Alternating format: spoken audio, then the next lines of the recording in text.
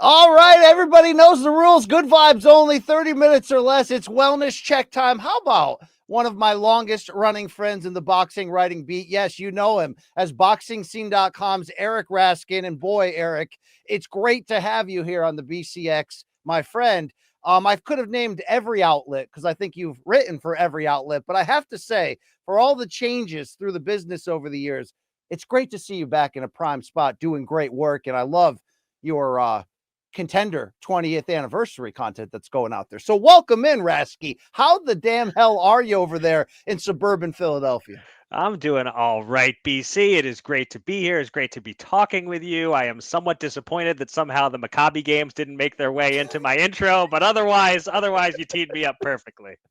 I have a lot to talk to you about our combined obsession with the fantastic reality television show known as CBS's Survivor, which is not only coming up on 25 years or is on 25 years this year, but season 50 right around the corner. We're going to get to that. But Rask, while I have you here, you've been known to do one of the best boxing impressions of anyone ever. And I'm not necessarily going to put you on the spot to do that, but your Richard Schaeffer Dirty Laundry has been some of the greatest work we've ever seen. I'm just interested all the way fast forward to 2025 as Dickie Swiss, as we used to call him, went from being John Jones's MMA advisor that got him nowhere to now Canelo Alvarez's after years of being out of that top spot where he used to be with PBC, Al Heyman, Golden Boy Promotions, Oscar De La Hoya. What do you make of 2025 Richard Schaefer arriving back in the picture?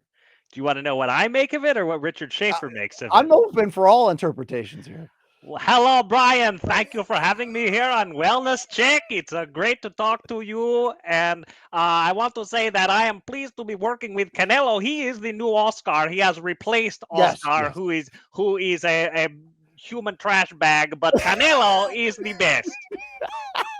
Great stuff. I hope that gets you in a clap back Thursday special right there. Staying in boxing, Rask, for a second. In 2025 here, we're about to hit like some very weird times if the last 2 years hasn't been weird enough. But imagine you got out of the boxing business for about 5 years. You know, let's imagine you wrote a book about poker called, The Moneymaker Effect. Fantastic read if you're into that. And you just got back in, and I told you that Canelo Alvarez was going to fight Terence Crawford in a stadium live on Netflix, funded by Saudi Arabia, with Dana White of the UFC as lead promoter, and they're going to pull Jim Lampley and Max Kellerman out of Siberia to come back and reunite for this. What are you making? I have not talked to you about this, about the whole sort of weird elements of this very big super fight. That's funny. I hadn't really thought of it in that framing of, because it's been like one little thing after another these last few years, it doesn't seem so strange that this is happening, or even the way it's happening, or where it's happening, or what network it's happening on, and all that. But when you step back and you look at, a few years ago, could we have imagined this exact set of circumstances? It's crazy. And yet the fight, to me, makes perfect sense right now, as long as we're in a situation where Canelo wants nothing to do with David Benavidez. This is the next most logical option, I think, for making big money. Just left that out of the build to this fight. Right. They haven't been talking too much about that. Obviously, for Crawford, it makes all the sense in the world, even though he has to give up a lot of weight. He's not going to come close to this kind of money anywhere else, and he's at a point in his career where it should be all about, his legacy is secure. Let's go make the biggest paycheck I can. And of course, I think he has an absolutely tremendous chance to win. I'm like bordering on actually outright picking him. I've been struggling with that of late of who to actually pick in the fight. But the fact that it's on Netflix, fantastic. Enormous audience is going to see it. I say fantastic, but I did write a column noting that there's a chance these guys will box in a less than thrilling style. That Tom and Jerry style, you mean? Well, they're not going to do Tom and Jerry. There's a knockout bonus, so there's no chance of that. But I think it could. I don't think it's going to be a boring fight. It could be a bit of a hardcore fight fans appreciate the boxing, Max Kellerman referencing Pernell Whitaker on the call kind of fight. It could be one of those, in which case it's not so great for boxing that, 30 million people may be watching on Netflix if they're not entertained by it. But all those circumstances, I guess, though, I suppose the weirdest thing is to step back and see that Turki Al-Sheikh from Saudi Arabia is the one putting all the money behind this. 5 years ago, I might not have imagined that part, but yeah, I'm excited for this fight. No one's come up with a turkey impression yet. I'm waiting for the first person to just completely break into that and be like, Bivol, Here's the tricky thing, BC. I'm willing to do impressions of other white guys like Richard Schaeffer.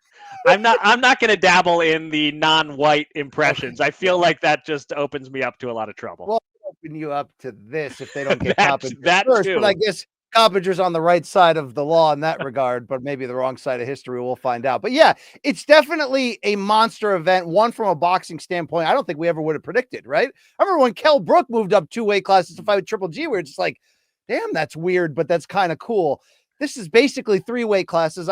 It's just kind of interesting that when Crawford in the summer of 23 did what he did to Errol Spence, which was still to this day mesmerizing, I felt like you could have done that Canelo fight next and a lot of people would be picking him. But it's interesting what's happened since then, where Bud's been so inactive, then the very close win over Israel Madrimov at 154.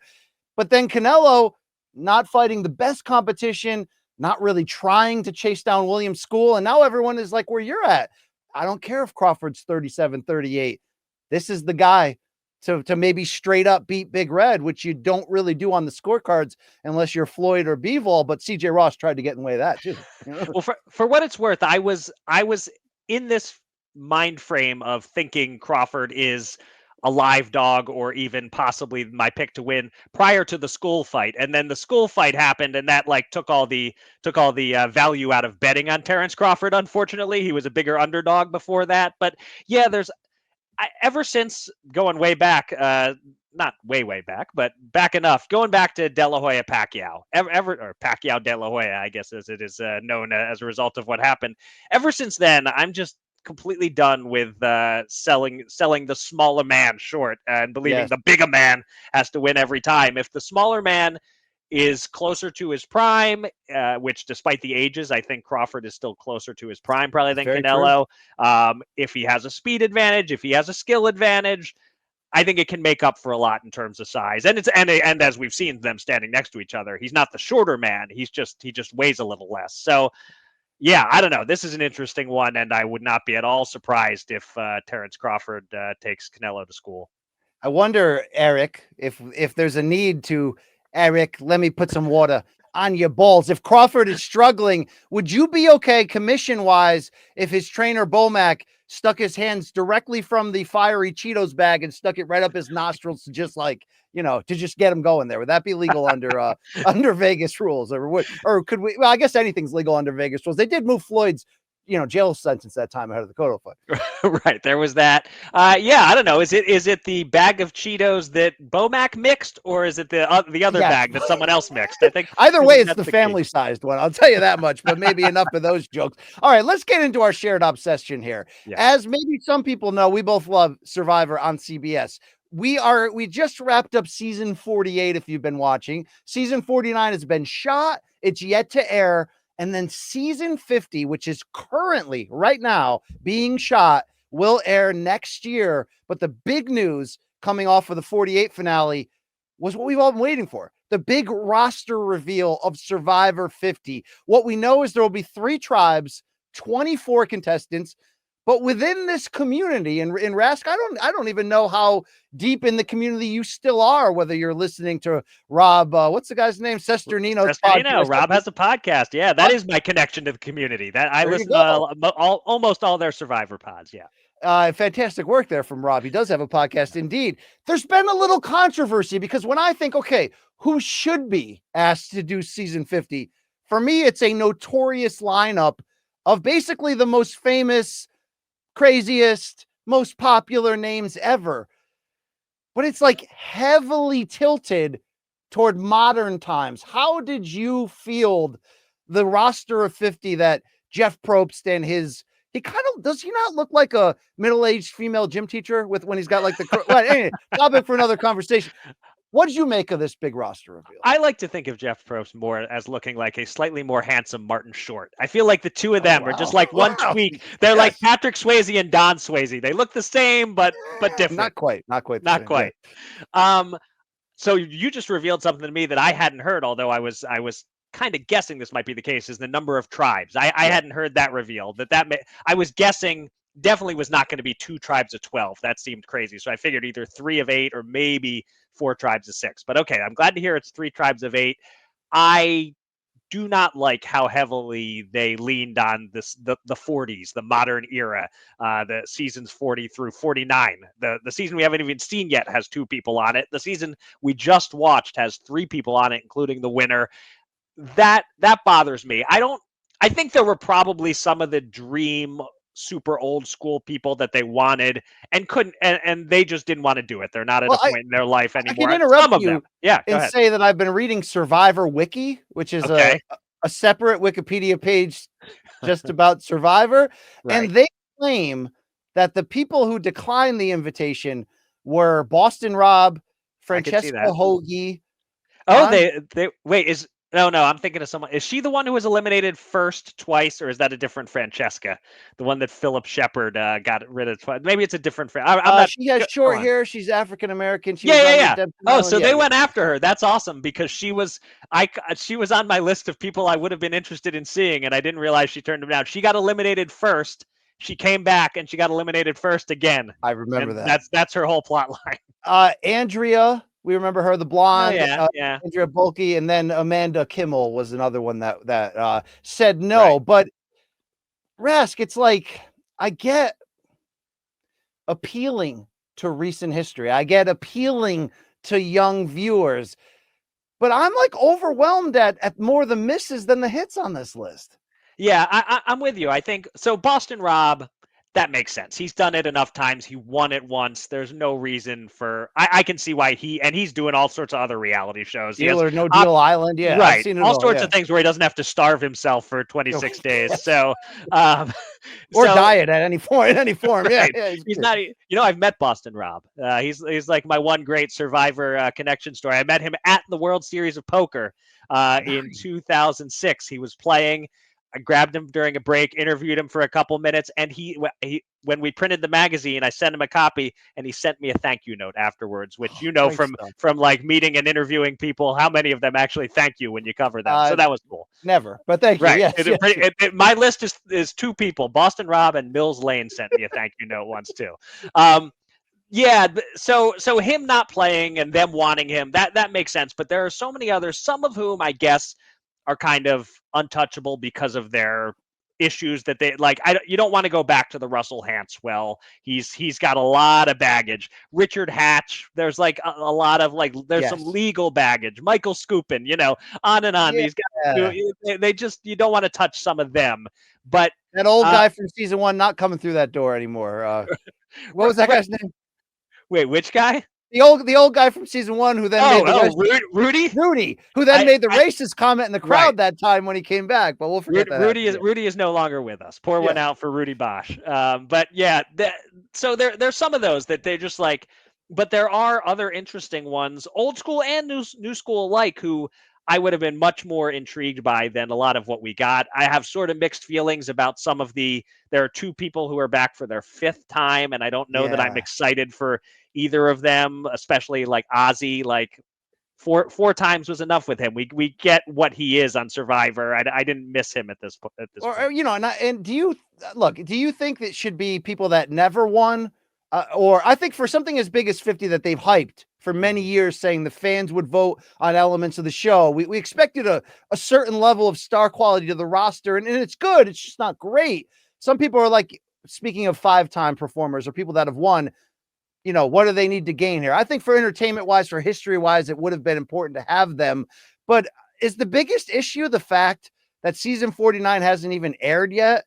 and 2 of those contestants will be on 50. Like, I just don't see where that made sense. Yeah, I don't know if I'd call that the biggest issue, but I think that's part of the biggest issue, which is half the cast being from the season, the 40s. So maybe it's going to turn out these 2 mystery players from 49 are huge personalities that we're going to love. I mean, with some of the other previous All-Star type seasons that included people who had been on the season right before that, and so the other contestants didn't know them, like Rupert being on All-Stars and Russell Hantz being on Heroes versus Villains, like that. They were so good and so big that it made sense to bring them right back. Maybe that's what we're getting with these 49 guys, but even just look at 48, which we just watched. They're bringing back 3 people, including the winner. Why am I blanking on it? Kyle, that's his name. I have my little cheat sheet over here. That Kyle. He won the game. He wasn't like an over-the-top personality that you're dying to see play again. I think we could have got, the other 2 they're bringing back. Joe, okay, he was a fan favorite. That makes sense. And then Camilla, I know it's always a bit of a challenge to balance like the male and female numbers or whatever. So I could have lived with those 2, but not Kyle. And it's just like you look through some of the rest of the 40s, and there's some other names on there from seasons 40 through 49 that are just like weren't really standouts. I didn't need to see them again. And then they left off easily the best TV of the 40s, Carolyn. Yes. The blonde with all the tattoos and the huge personality. There was never another player like her. You started out like thinking you're going to hate her, and then everyone fell in love with her over the course of the season. And she has said that she was up for coming back. How did they not want her back? That makes no sense to me.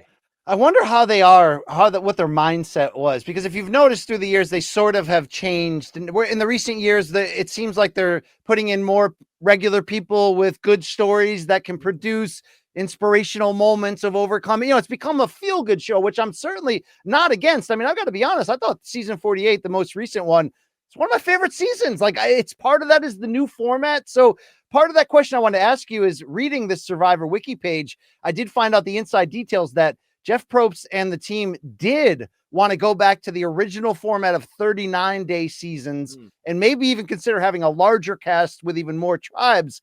But with the local Fiji government, which they obviously now go there every single season, it was impossible. It's really set up. It's a system now. 26 days is the best format.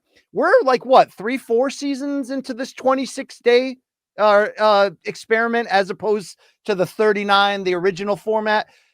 I was against it for the first few, but I have to say it's created, as the show's done a great job evolving strategy, evolving rules, and really avoiding getting boring, getting predictable, getting sterile.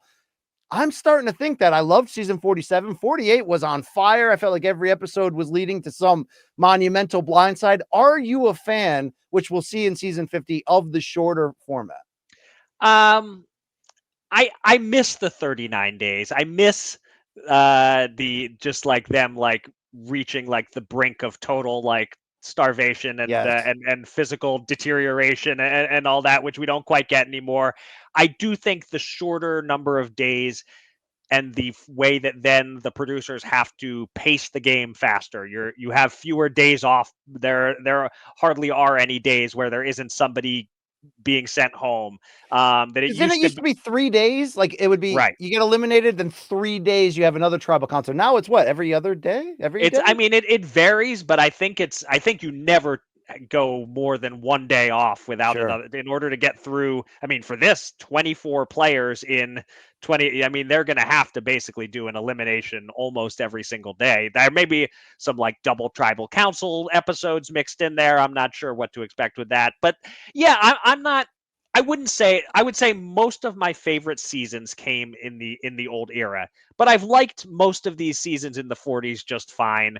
A few disappointments. The Gabler winning that season was just like kind of ruined that season for me, because they didn't tell the story of why he won in an effective way, and it just like blindsided us as viewers. There are probably 2 or 3 out of these 8 seasons we've seen so far post-COVID I would say were kind of ho-hum and made me question if, am I getting near the end of my days of watching every single episode of Survivor? But I'm still there. I'm definitely going through season 50. Got to at least watch that, and then I'll reassess. But just back to your question of just the 26-day format, it intensifies the gameplay in a good way. So I don't have a problem with the fact that this season 50 is going to take place over that shortened time frame. No, and I give him credit on that evolution, because there were times as a fan where I did get out of it. Just for full recap, I watched seasons 1 and 2 as obsessively, ridiculously hardcore as everybody. Watched half of season 3, got kind of sick of it. Didn't really come back until around season 18. So that's a legitimate gap. And then have been on fire from 18 to 50. But a couple times being like, maybe I'm at my end. The Gabler season was a great point, but they come back, they reignite it. Have you literally watched all 48 seasons, every single episode on time in succession? Starting with, I started watching season 1, not at the beginning, but it was the Jervis elimination episode. Yes. Enough other people were talking about the show that I finally was like, okay, I'll check this out. From that episode through today, I have not missed a single episode, and I did eventually go back and rewatch season 1 when I missed. So yes, I've seen every episode of Survivor, almost all of them in relatively real time. And does that make me uncool? Well, no, it doesn't make you uncool. Do you know what it makes you? Well, maybe uncool. Jerry Eisenberg. That's what it makes you, because you know the great, right, all-time great writer from what paper in Jersey was he always writing for? Was he the Star Ledger? Was he? I forget which. I think he was the Newark Star Ledger. All I know is Fred's the great PR Hall of Uh-huh. Famer. Fred Sternberg loves to email us. But Eisenberg had, along with a couple other journalists, that notoriety for having been to every Super Bowl. So you have that as a Survivor historian, even if no one's looking to monetize that skill within your heart right there. So congratulations. But one of the big criticisms of the Survivor 50 roster, and tell me if I'm wrong on this stat, I believe there was not a player who competed in the 2010s that have been added to Survivor 50. If we try to ask why, what do you think the answer would be? Right. So it's at least the seasons numbered in the 20s. So season 20 to 29, nobody who played for the first time during that entire stretch is in this one, and how that lines up with the 2010s exactly. I can't do that math off the top of my head, but that sounds about right. Yeah, I will say there were a lot of seasons in there that were returning player or partial returning player seasons, so that takes up a lot of them. That's a good point. But nevertheless, there are a few. I made like a little list of some of the players that I would have liked to have seen. It's not heavy with ones from that era, and I didn't realize you said Amanda Kimmel was one that they reached out. Although she would have been, I guess her first season was like 16 or so anyway. I think China was maybe her first season.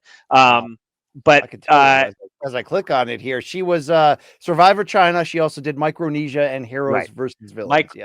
Micronesia and Heroes versus Villains. Those are my two favorite seasons. Those are amazing seasons. And I would have loved, but people from the 20s, I guess in defense of the show, I'll say for those seasons, there weren't like a lot of great personalities that really came through. I was like trying to list some people. I think the only person I listed, Jonathan Penner's first season would have been before that. I wouldn't have mind seeing him one more time. But the only name that I came up with from the 20s that I was might have been curious to see, bring Lisa Welchel back. Please, from Facts of Life. Yes, let's go. Give her another shot as I mean, they're doing. One of my favorite things happening with this cast is the fact that Mike White is coming back now that he's a much, much bigger deal than he was the first time that he played. So is he the screenwriter for White Lotus, or is he the full bag? He's the showrunner, which basically means he writes everything. Maybe he directs everything as well, I think. And he casts his old castmates in little cameo roles. Yes. And so people are wondering if he gets near the end, or first of all, are people not going to want to vote him out because they don't want to ruin their chance of being cast on White Lotus? But then if he gets to the end, will they vote to give him the $1 million because they don't want to ruin their chance of being on White Lotus? Either way, he's a really fascinating casting decision who I think comes to the game bringing something totally different than everyone else, and played a smart game the first time to get all the way to the end anyway. So, he's one that I'm thrilled to see from his season. Also, Christian Hubicki. I'm so glad he's coming back. He was like someone they had to let him play a second time. So I'm thrilled for some of it. But then there's from that same season, Angelina. Do you remember her? No. So she and that helps support my case of like, why is she coming back? She wasn't that the main thing she's remembered for, besides annoying me and me wanting her voted out from the start of the season until she finally was, the main thing she's remembered for is when this other woman, Natalie, was getting eliminated. Yes. Angelina asked if she could have her jacket since she didn't need it anymore, and she said no and wouldn't give her the jacket. That's basically what she's remembered for. That's Survivor David versus Goliath. Yes. Okay. Yes. That aired in 2018. I did watch that season. Got it. Okay. Right. Yes. But Angelina's like a perfect example of like someone that I would have loved to see someone older school who was more memorable than her. Well, like I said, when I first hear Survivor 50, I'm thinking, okay, bring back literally a combination of the best players ever and the most notorious, and maybe under some historic way, we could say the winner of this is the greatest player in Survivor history because the show's only been around for 25 years. So if you played it in your 20s, you're in theory not too old to come back and do it. Do you think those 2010s, when maybe the show was still looking to hold on to an identity or still looking to avoid becoming tiresome, did they do, in your opinion, too many all-star seasons, too many comeback type things? I mean, I remember seasons where they'd have 2 or 3 returning players that were almost, targeted right away from the newbies. Did they, is that part of the decision making here that some of your classic favorite players, well, if we've seen them 3-4 times, let's get the new blood into the mix? I think that's a lot of it, but then they defied that with a couple of the picks, like Ozzy, I mentioned, Suri, who's playing for the 5th time. Coach, who I know is a favorite of yours, and Coach Wade. Yes. Yeah, I welcome him back, even though I think this will be his 4th time. It's been so long, and I feel like he's someone who could attempt to reinvent how he plays the game after all that time off. I mean, how many broken heart losses does he have? A lot of them. He where he could have and should have won. So could have. I don't know about should have, but yeah, certain yeah, he got to the end once and near the end at least one other time. So there are players them not bringing back some of those people who've already played 3 or 4 times. You can't say that's the reason not to bring them back, because they did bring back some other people who played 3 or 4 times. I think they may have leaned a little too hard in those seasons into bringing back past players, but at the same time, they had to keep trying to find ways to make it fresh, to make it memorable, to come up with a different title for every season, which they finally gave up on, starting with post-COVID. Now we just get the numbers: season 41, season 48, etc. But and some of those were really stupid, like heroes versus healers versus hustlers. Remember that one? Like they came up with some really dumb themes. Some of the seasons worked anyway. Even David versus Goliath was a terrible theme. Great season though.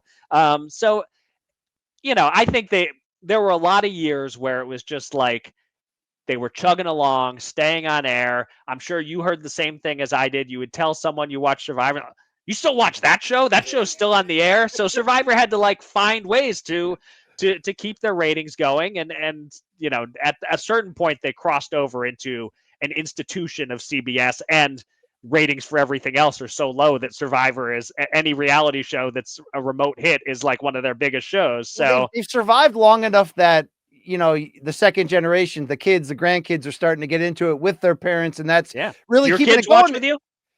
They did, but they've since pulled out. It's just my wife and I, and even she just kind of just hangs on just for me ultimately. But I've been playing in a Survivor pool the last few seasons, so I've been really going all in on it. Shout out to the great Enoch Marchand, a longtime boxing podcast listener of mine and yours, out of North Carolina, who runs that. But I don't know. I wonder too if just it's not that they ever went ham into the reality tropes. Like there's no alcohol there. It's not like the challenge or real world road rules where it's like, let's get crazy people and have them, like there were times they experimented with that. Like I'd like to see Brandon Hance come back, nephew of Russell, just for some unhinged craziness. But I do wonder, Rask, if their commitment to kind of becoming as wholesome and inspirational as possible really has fueled their longevity at this point.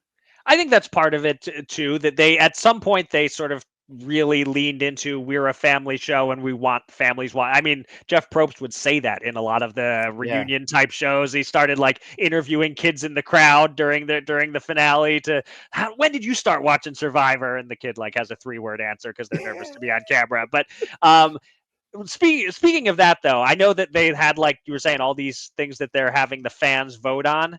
And one of them is whether to do a live finale again. I sure hope people voted for the live finale. I'm sick of the finale that takes place right out where they read the votes on the island and it's all pre-taped. I'm ready to go back to I love like the fake, like they're all the first time they did it. I guess it was the season you weren't watching. You gave up in the middle of season 3. Yes. But they had Ethan and the woman he was at the end with, like he had to regrow his beard. And try and wear the same clothes, and they tried to make it look for a minute like they were still at tribal council there, but then you realized it's live in the studio. I liked those sort of gimmicks. Jeff Probst taking the urn on a parachute ride or whatever. I like when you bring back the players that you liked, but they got eliminated early. Now you get to see them in street clothes. You get to see if they're upset. Like I like some of those elements to it. That too. That they've right sort now of it's forgotten. now you get eliminated before the jury, and that's it. You're not on TV anymore. You're done. Yeah. And they're not really all about starving people as much anymore, or putting them in situations to get ill. You know what I mean? Outside of heat stroke, which happens every once in a while. There's some of that. There's the occasional Bruce bangs his head and opens up a big gash and has to be medevaced. But yeah. And all right, if we can get like mildly old guy inappropriate for a minute. Please. When the hot young women lose a little bit too much weight, yes. I'm on board. Yeah. I missed that. Yeah, I know. You know, there were seasons where it's like all the attractive ones got knocked out early, and then you're sort of like, well, if that one gets it to the end and loses, okay, enough of that talk. Right. So I don't, and again, at the end of the day, I'm looking at the season 50 roster. I don't hate it. They've got Q coming back from Survivor 46, who was a leader. He's the ex-football player. He's a realtor. He starts drama. I like that. I like Tiffany from that same season coming back. Rick Devens, maybe I could do without, nice guy, but up and down, they did get some of that right. Maybe you do want a larger amount of recent players because they're younger, they're fit. Maybe they're thinking that part of it too. You still have to attract people, but will there be, in your eyes, whoever wins this, like meaning? It won't be they're the greatest Survivor player, right? It's just they won Survivor season 50. I think at this point it's going to be hard for anyone to bump Tony Vlachos from the top of all the leaderboards. He won it twice, and to win it, especially the second time with the reputation that he had, I think he proved he can play the game at a level higher than anyone else. So it's going to be tough to bump him, especially with so few returning winners. So there's only 2 people in the cast who could become a 2-time champion. So now I forget what your question was. Now me getting washed is kicking in here.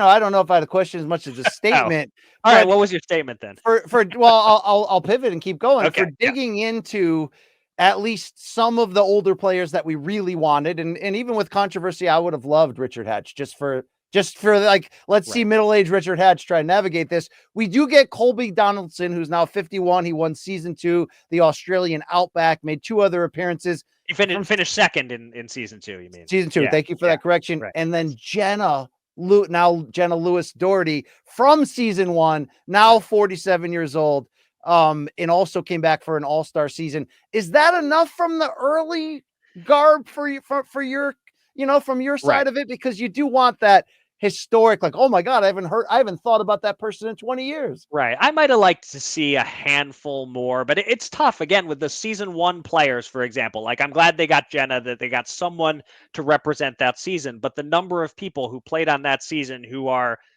A, not alive, a couple of them, B, just like in their 50s, 60s now and not up for the challenge. There's only so many.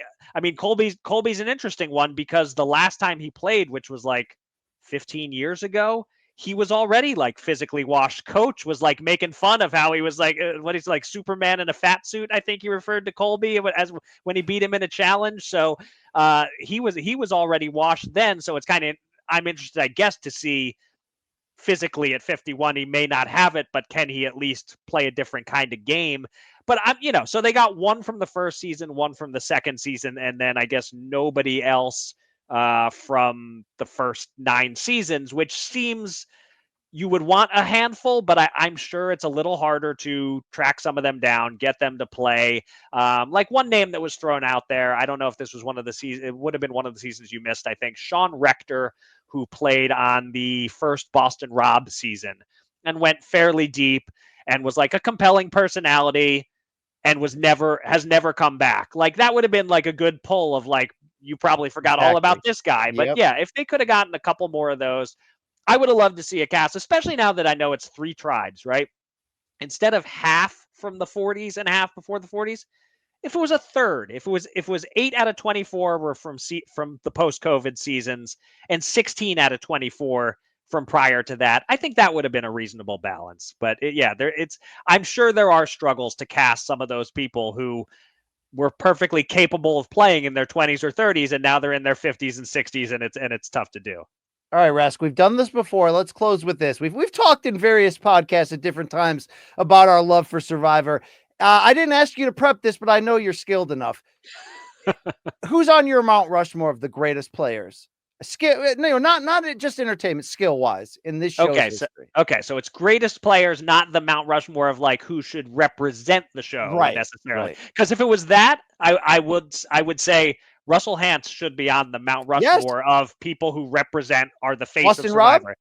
Rob? Yes, but I want to be clear. Russell Hantz is not on my Mount Rushmore of great players. He would be on my Mount Rushmore of. Okay, so on which the Mount Rushmore do you want? of just image to represent the show, you'd have to go Russell Hantz, Boston Rob. I think you have to go Hatch, and then you need a woman. I think you can't have 4 dudes. So I think it's Parvati. I think Parvati is probably the fourth. I think that's a good point. Yeah, I think that's probably your Mount Rushmore of like they were the face of Survivor in some way and really changed the game in various ways. But for the greatest players, if for that Mount Rushmore, like I said, Tony's got to be on there. He's the Boston fireman, right? No, he's is he New York, New Jersey police officer? I think. Okay. Where's he from? New York, New Jersey. I thought he was from Boston. He was chummy with Lucina. They were a team on both seasons. Yes, they were Cops R Us on one of their first season. Yeah.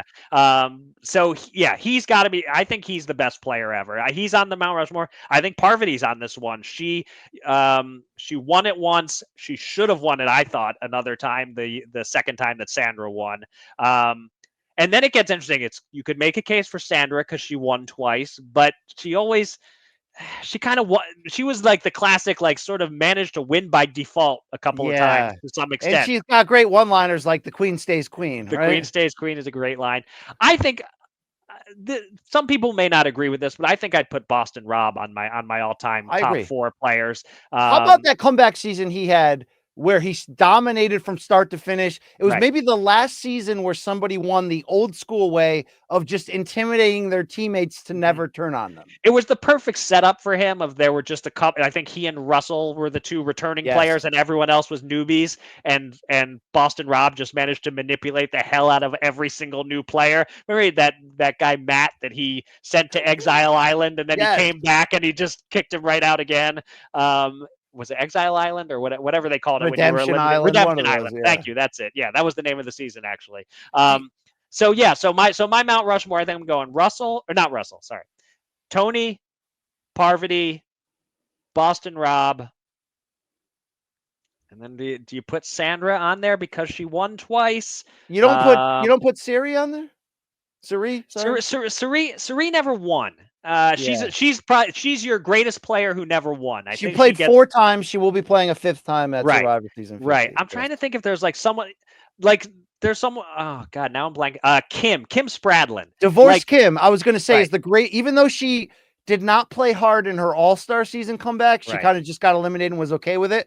Right. She is in conversation for the greatest one season performance. Right. By the way, fresh off the divorce that fueled it. And then she had that all-female tribe that she controlled Boston Rob style. So right. Yeah. So on account of that, she had maybe the most dominant first season victory ever. Sure, I'll put her as the 4th on that Mount Rushmore. All right. And then maybe on our Patreon side of this, we'll count down the best racks. And so, no, just kidding. Just kidding. No, inappropriate, BC. Come on. Inappropriate. Rasky, I really appreciate you going around the horn here. This will not be the last time I'm talking to you because we're gonna have to do a deep dive of the Bruce Springsteen Yes. discography and really get down and dirty on there. And on the music topic, the other thing we need to save for another time is I recall you ranking your favorite Radiohead albums at some point and really pissing me off. So we'll have to do that one Did too. you not get in on In Rainbows? Because I was very late to that party, but In Rainbows, it really is the best. It really is. It's a great album. It's not the best, BC. We'll save it, but it's a okay. Terrible But there's thing. only three. Isn't there only three answers to this question potentially? Or maybe you say take out In Rainbows. So you're saying it's either OK Computer or Kid A, right? You're not going anywhere else with this. Well, you're leaving my actual number one out of the discussion, BC. The Bends? The Bends. All right, man. I love the Bends, but it's not on par with their art concept albums. Come on. Well, it's a whole. They changed their style admirably, but I liked when they rocked more. What can I tell you? All right, we'll get into that another time. Rasky, we can follow you probably at Eric Raskin on the social channels, probably. That's correct. Yeah. I'm not really on Insta or TikTok or any of that, but the site formerly known as Twitter and Blue Sky as well. Oh, wow. All right. And maybe on Tinder. No, and maybe on boxingscene.com. J-Date. Look me up on J-Date. You're hot on J-Date. Great work on Boxing Scene. That website's gone through different eras, but I do appreciate the work that you and the fellas are doing nowadays. And, you didn't take any blood money to get that job. That you know of. That I know of. All right. The great Eric Raskin, thank you for joining me. We checked in on him. Turns out he's doing just fine. Follow his great work. Survivor Season 50 next year. Thank you for playing. Thank you for watching.